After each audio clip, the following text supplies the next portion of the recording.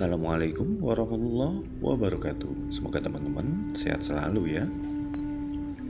Nah, ini lanjutan dari vlog saya yang kemarin mengenai asam jawa yang sudah saya ganti pot, teman-teman. Aktivitas lanjutan yang saya lakukan adalah pruning dan penataan cabang. Kemudian sekaligus saya melakukan program akar. Saya selalu menggunakan cara ini untuk bahan-bahan dongkel yang akarnya cenderung turun ke bawah, teman-teman. Secara prinsip ini sama dengan cangkok akar, namun saya lakukan di atas pot, berhubung tempat ground yang ada di galeri ini sudah tidak memungkinkan. Saya menggunakan cara seperti ini, teman-teman. Jadi kita tetap mengupayakan untuk tetap bisa melakukan program akar walaupun kondisinya tidak memungkinkan. Nah, itu adalah akar yang terselip ke bawah, teman-teman. Itu saya angkat, saya letakkan di bagian atas ya.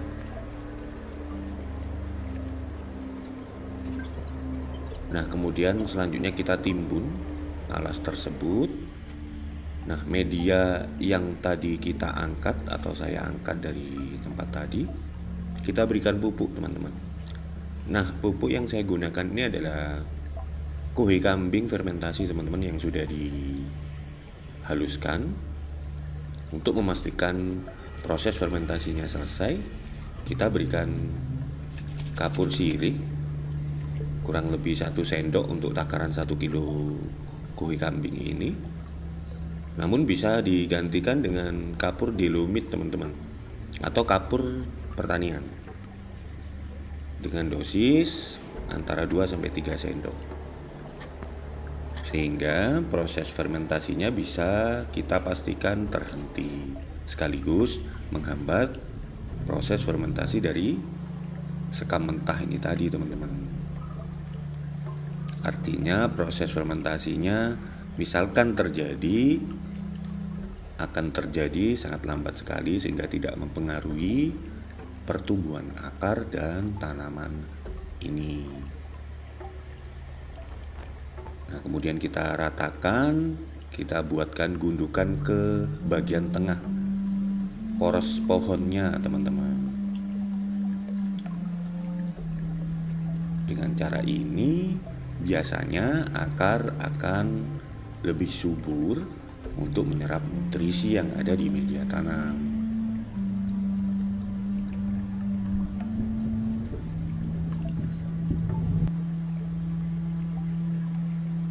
Nah, kemudian langsung saja ya, saya menuju ke bagian top atau mahkotanya. Saya lakukan pengawatan dengan kawat ukuran 6, teman-teman, karena mengingat batangnya yang sudah cukup besar ya, sehingga kita menggunakan kawat nomor 6. Karena kondisinya ini terlalu tinggi, maka akan saya pendekkan, sehingga bagian ujung kita gunakan bagian anak cabangnya. Jadi itu yang kita pola menjadi anak cabangnya, begitu, teman-teman. Nah, bisa dilihat, teman-teman ya, bagian pelintiran di atasnya lebih kecil. Nah, itu adalah anak cabang yang saya modifikasi agar supaya terlihat transisinya. Karena ketika kita menggunakan poros aslinya atau cabang aslinya terlalu tinggi, teman-teman ya. Nah, seperti itu. Kemudian dilanjutkan dengan perlenganannya dari atas, kemudian lanjut ke bawah.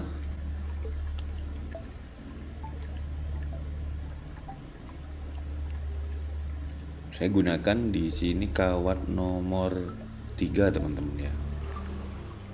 Kita gunakan kawat nomor 4 juga bisa. Dan jika perlenganan ini terlalu panjang, dipotong saja teman-teman. Jangan khawatir karena memang kondisi tersebut adalah fase percabangan. Jika teman-teman khawatir tidak mengeluarkan tunas atau cabang, untuk asam cenderung lebih mudah keluar tunas teman-teman. Asal nutrisi yang kita berikan melalui media tanam mencukupi kebutuhannya, sehingga kita pantau terus teman-teman ya. Kita berikan pemupukan antara 2-3 minggu sekali dengan pupuk organik saja. Untuk tahap awal, untuk jenis asam saya lebih memilih ke pupuk organik teman-teman ya, seperti kuhe kambing yang sudah matang, atau dengan menggunakan vermikompos atau kascing teman-teman. Saya ada beberapa produk kascing yang biasanya saya gunakan untuk bonsai, namun penggunaannya hampir sama seperti penggunaan kuhe kambing teman-teman ya. Jadi kita aplikasinya kita campur dengan kapur dilumit atau kapur sirih untuk menetralisir kemungkinan jika terjadi proses fermentasi lanjutan.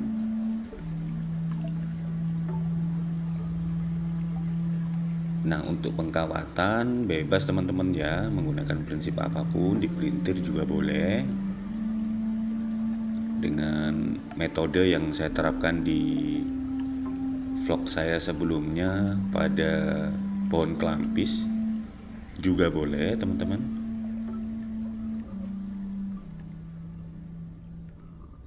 Karena ini masih proses awal teman-teman ya. Jika teman-teman merasakan kok masih kecil untuk percabangannya, nah itulah butuhnya pengelosan nantinya. Jadi ini masih belum pengelosan teman-teman ya. Tujuan pruning atau pemotongan adalah untuk memicu tanaman untuk melakukan pertumbuhan epikal dan pertumbuhan lateral, tentunya karena aktivitas hormon.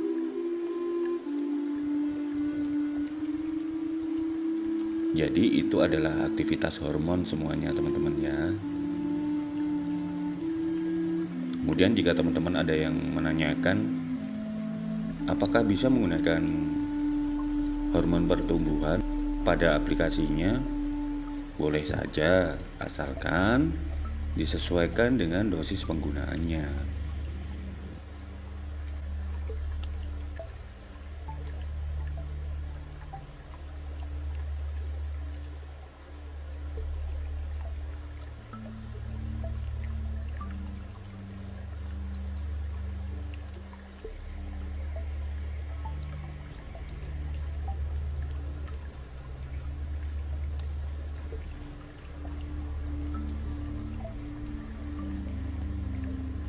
Nah, ini untuk percabangan yang masih terlalu kecil kita pangkas saja teman-teman.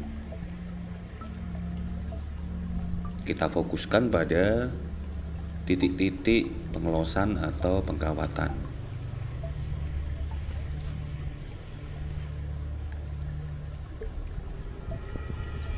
Kemudian jika teman-teman bertanya kenapa ujungnya dipotong, itu tadi teman-teman ya. Jadi untuk merangsang pertumbuhan apical pucuk dan lateral pada percabangan tanaman ini, namun dengan dukungan nutrisi yang kita berikan melalui pemupukan.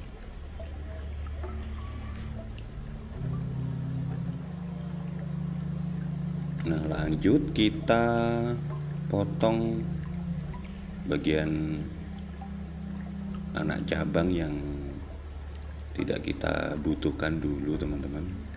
Termasuk di bagian ini pada saat pemaketan ke galeri ini kemungkinan terhimpit sehingga pecah. Kita potong saja ya.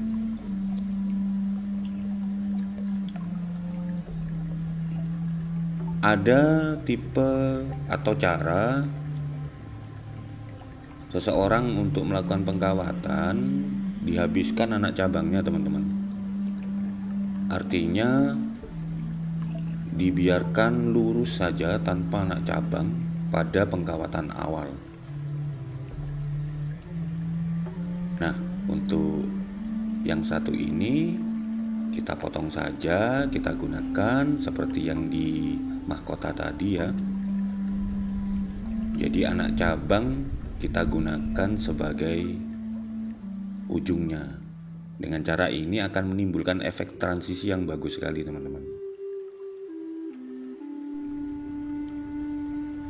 Nah, kemudian kita habiskan percabangan atau tunas yang tidak kita butuhkan di bagian keringan teman-teman. Karena eksotisme tanaman tua adalah keringan ini. Sehingga kita buka saja, kita bersihkan saja. Di samping itu juga agar tertembus sinar matahari.